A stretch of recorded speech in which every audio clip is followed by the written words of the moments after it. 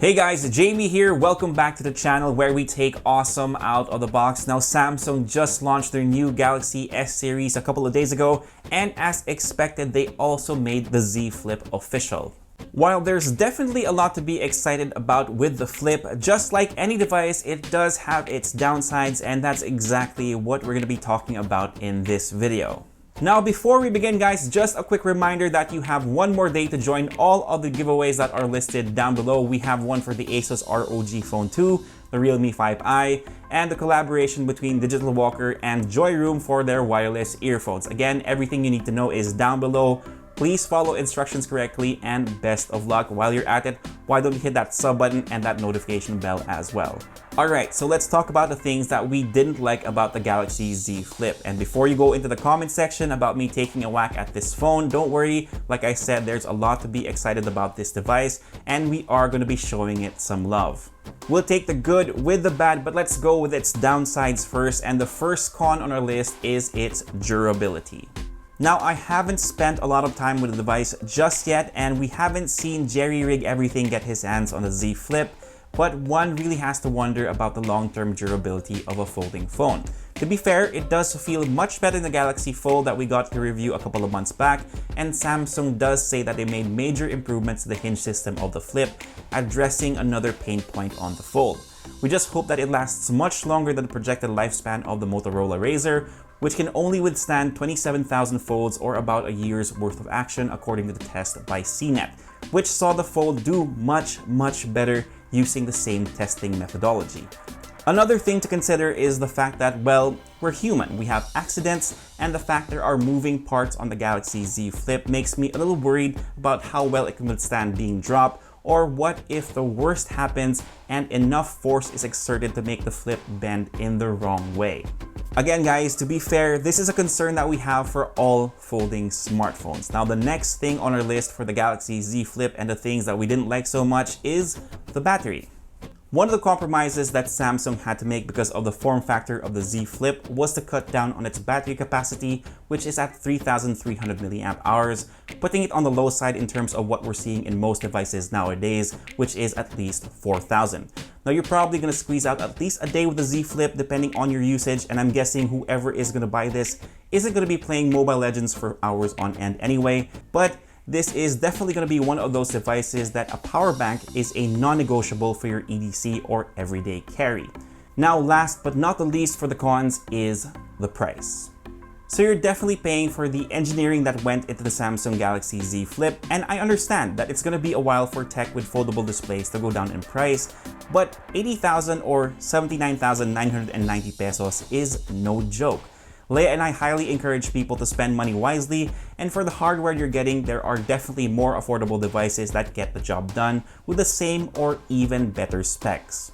Alright, so I think that pretty much covers the cons for the Samsung Galaxy Z Flip. Now let's talk about what I think that Sammy got right this time around. Well, for one, I think that this is a way better form factor than the Fold.